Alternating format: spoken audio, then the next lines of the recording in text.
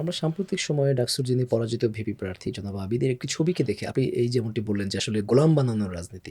আমরা দেখেছি তিনি যখন ব্যারিস্টার জাইমা রহমানের সাথে সাক্ষাৎ করেছেন পথিমধ্যে হুম। কোনো একটি নির্বাচনী ক্যাম্পেইনে যাওয়ার সময়ে, সেখানে তার যে রিঅ্যাকশন ছিল এটি খুব বেশি ভাইরাল হয়েছে ছবিটি এবং এ ধরনের কথা আসছে যে আসলে ছাত্র রাজনীতি বা এই রাজনীতিকে আবার নতুন করে একটি ভৃত্য এবং মালিকের সম্পর্ক তৈরি করছে কিনা।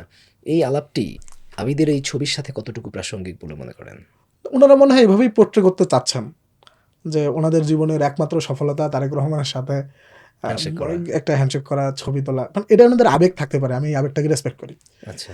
কিন্তু পোট্রে করা, সবাই মিলে একটা বয়ান তৈরি করা যে হুম। ওনারা একজন প্রিন্সেস, একজন কুইন আর একজন কিং। হ্যাঁ। তো এই তিনজনের কাছেই মূলত তারা সবকিছু দাবি দাওয়া নিয়ে, তাদের সাথে দেখা হলেই তাদের জীবন ধন্য, তারা একবার তার নামটা নিলেই জীবন ধন্য। হুম, হুম, এই ধরনের কালচার তো আমরা শেখ পরিবারের কাছেও দেখেছি। হুম। তো শেখ পরিবারের কাছাকাছি কেউ যেতে পেরেছে মানেই সে তার লাইফ ধন্য। শেখ হাসিনা খুবই গর্ব করে বলতো যে আমার যে পিয়ন সেও 400 কোটি টাকার মালিক।